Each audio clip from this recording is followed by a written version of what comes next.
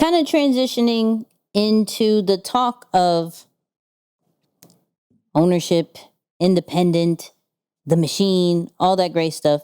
Moose actually gave me a really dope clip from Russ on this. What was the podcast or the series called? Idea Generation is the name of the show. Yeah, they came up with a really good series, and Russ was the very first guest.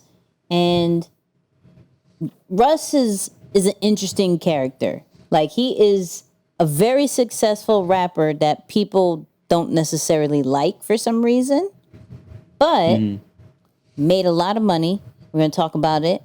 But here's the clip that Moose introduced me to.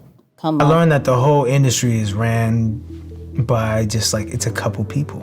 If you know that guy at Spotify, that guy at Apple, you know, this person at Rhythm Radio and this person at Urban Radio. Between 4 people, you can run the whole. Which is why at a certain point you decided you didn't need. Because I knew the 4 people and had the money. So I was like, all right, I'm good from here.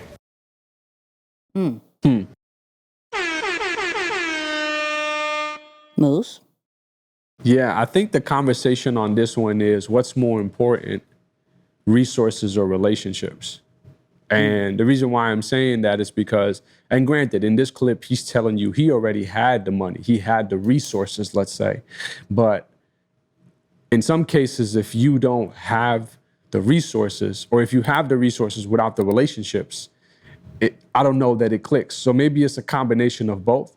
But I think what I'm getting out of this here is the importance of, yes, have your own resources, have your own funds, right? I think when you fund yourself, or when you have the money to, you have your own financial backing, that is, you have more freedom and flexibility as to who you can work with, who you don't want to work with, because you're not financially tied to one specific source, right? So I've noticed that that's always a key ingredient, especially if you're someone who cares about freedom and flexibility.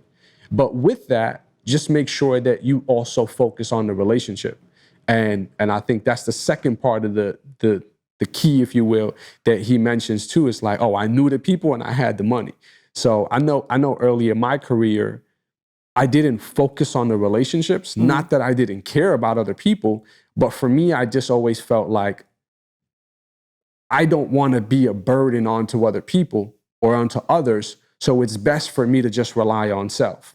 And then over the last 12 to 18 months or so, I've started to realize, like, no matter how quote unquote resourceful you are, there are certain relationships, key relationships, that are absolutely necessary for you to continue on your journey or on your growth track. So what I'm seeing here, and I think this confirms for me, Nick's, just the importance of both resources and relationships as a very important thing to have on lock if you're going to go down that independent route. I like that. I actually wrote it down. Might be the title. Nice. Might be. It's a potential. You know what I mean? It's a potential. I do agree with you. Of course, he's talking about, coming from a major label and understanding the game. And this is where I love to talk about it, because it's just leverage. Like, he did the whole major label. He released some albums on it, and experienced the ups and downs. And he made the relationships, like you said. So when you're making the decisions of, okay, what is the point of making these particular moves? Why am I joining this platform? Why am I partnering with these people? Why am I, working with this particular organization? What are you trying to get out of it? And when you get all the stuff that you're trying to get out of it, what is your exit strategy? So for him, he's like, look, I realized the game. I got it. Now, why do I need to be on this anymore? It's not working anymore, because I feel like I could do this on my own. And I think there's nothing wrong with that, with feeling like, yo, I got all the resources. we're tapped out. Like there's nothing more you could do for me that I can't do for myself. So I think for anybody, you have to look at the whole scope of who's talking to who's the, the decision makers. How can I get good with them? Or even just understanding, like I'll say from a personal brand standpoint, who's the marketer that's making sure all these things are done? Like who's the ads person? Who's cutting up this content? Who is who's running the admin stuff? Like who's booking this particular thing? If I know all this, I don't necessarily need to be here anymore. So you have to look at it like there is a plus of, let's say, joining a team, joining an organization, doing a 9-to-5, jumping on a big platform, collaborating with certain people, because you're going to be introduced to resources and exposed to certain things that you weren't before. But when you have them, what is your exit strategy? That's what I say. Okay, hold up. I got a question for you. Go. Do you think that move for him was a matter of efficiency because he doesn't have to put his destiny in the hands of the label, where they're business people. They're thinking like, oh, I got Nicky, I got Russ, I got Moose. Yeah. Which one of these three am I going to put, out front and center? Because I can't do all three. Quite frankly, like resources are limited to an extent. Right. So do you think it's a matter of him like, let me cut out the middleman so that I can be more control of my own blow up as opposed to relying on the label to do it? Do you think it's a matter of efficiency? Or do you think it's more of maybe something else? Because the way I look at it is like, I think the one of the benefits of being tied to a group or tied to a big company or a team or a large machine and platform, et cetera, is that you're always front and center some way, somehow, right? Like if you get to a point where your team is so good, your brand is so good, your business is so good, that you guys are always on Front Street, right? In people's minds, when they see that brand, they think of you too. So even if you're not you weren't the key stakeholder in that move. Like let's say you guys launched something that was down the alley of, I don't know, branding. Right. But I'm not necessarily in that space so much, but people are still saying like, oh yeah, no, that's him too, right? And then the flip side of it, we launched something down business or flight assessment. And although maybe that's not your particular space or, I don't know, Val's space, I'm just saying anyone, but in the eyes of other people, they're saying, oh, no, that's her too, because that's them as a unit. So I guess I'm trying to see what's a better approach. Is it better to say, nah, I want to be more efficient because I can be direct to consumer. I don't got to put my destiny in the hands of somebody else, waiting for them to give me my turn, my season, my et cetera? Or is it, let me be a part of the mix because I'm always in the conversation? I may not be the key. Right. I may not be like, the prime keynote or whatever, but I'm still a part of the conversation. So what do you think is a bigger move or a better move?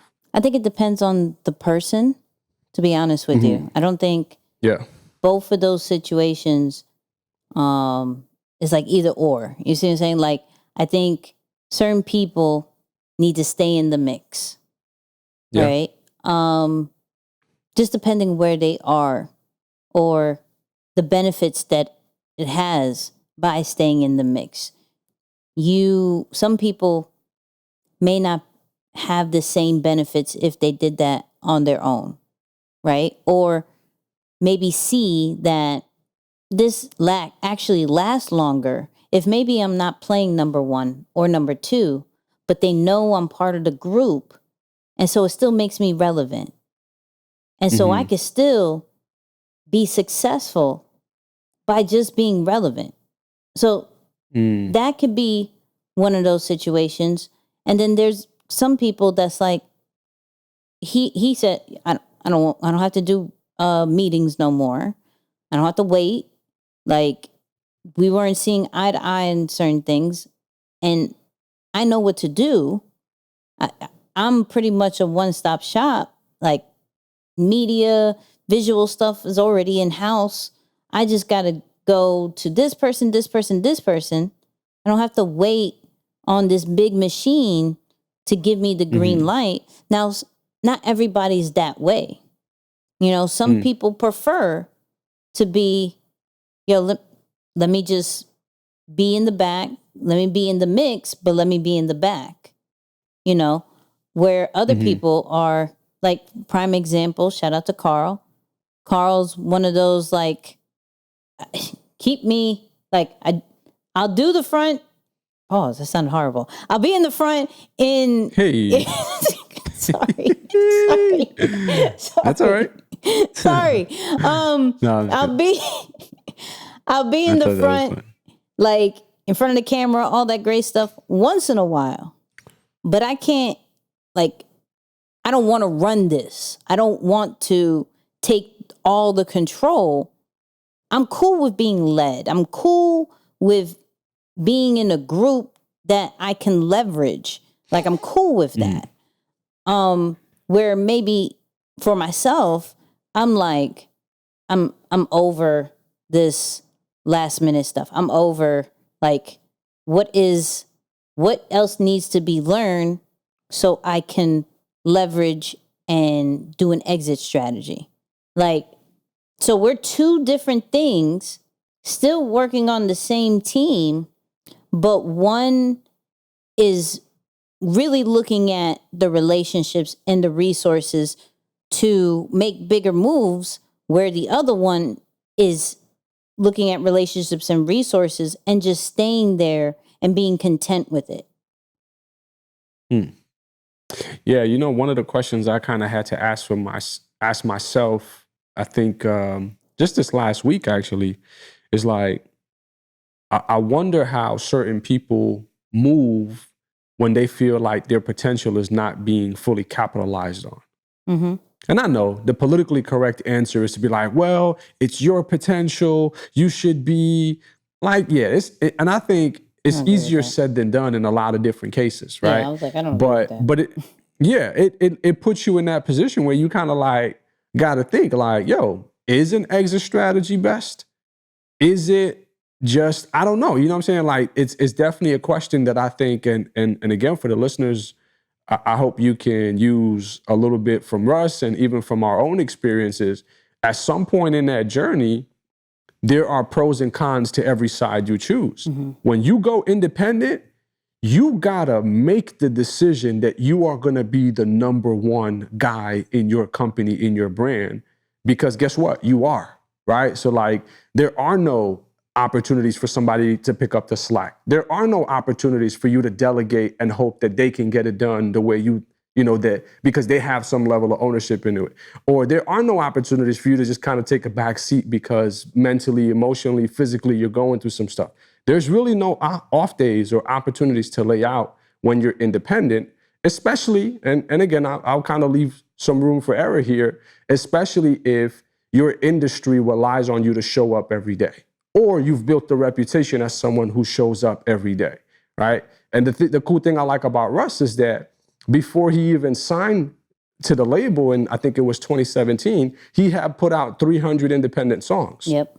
You know, so like he had put in a crazy amount of work. So for anyone starting off, and the article that I read, and I think I shared it with you, is that the article that I read, it said like, yo, when you're a startup creator, and I never heard the two terms used together, because like startup is only talked about in the entrepreneurship space. Right. It's like bootstrap, startup, et cetera. But a startup creator is a really real thing, especially in today's world. You're starting up because of the equipment you might need to buy, the things that you might need to invest in, the resources you might need to gather. And this one article was saying that if you get to a point and the pieces of content that you're creating are costing you hundreds or thousands of dollars, you're not going to have a long lifeline here because you're just starting. That means there's not much money coming in on a single piece of content for you to invest that much money. So being resourceful is important. But again, at the same time, you really have no opportunities to take any time off. Yeah. But then, you know what I'm saying? And I'm just saying like, but the flip side of it, you stay tied to a machine. There are some seasons where you're not hot. Like the label's not going to push you as their main number one. Maybe they got their focus on the new guy. Maybe they got their focus on the old guy or the old gal who's been kind of like laid off. So, okay, let's give her some love again. So you got to kind of play the game in terms of figuring out, okay, when's my turn again? How can I, whatever. And that's not a fun space to be in. So there's definitely pros and cons to both sides of the table. Yeah, and I have to agree with when you were like, it's your fault with the potential, blah, blah, blah. Like, yes. And this is a real life situation, right? To Big where facts. you're told, go be great, right? Mm-hmm. But there is not an environment to allow you to be great because there's so many other factors in the platform or the environment that you're in. So yes, it is important to be great and maximize on your full potential, but you have entrusted the platform, company, collaboration that you're in, that they will position you as well to maximize on your potential. And it becomes harder and harder to where you're almost doing it, I don't know, you're supposed to give your all to, let's say you're at your 9 to 5 to this, and you're doing 12 hours, 14 hours a day for a particular project. When are you supposed to be great? Now, granted, some people are going to listen and be like, spend it at night if it's that important, blah, blah, blah. Ma'am. Yeah. Sir. Yeah. I agree. I do. I've done both. I'm not saying either or. What I am saying is when you grow up, right? When you grow up, you want to make sure that you position yourself to an environment that allows you to tap into your full potential. Yeah. And if you are not in that, and it is more of a hassle or not all the way celebrated when you are in your full potential, you have to reevaluate some things. Facts. It's like, that's a whole nother conversation though. You know what I mean? Yeah. It's a whole nother conversation.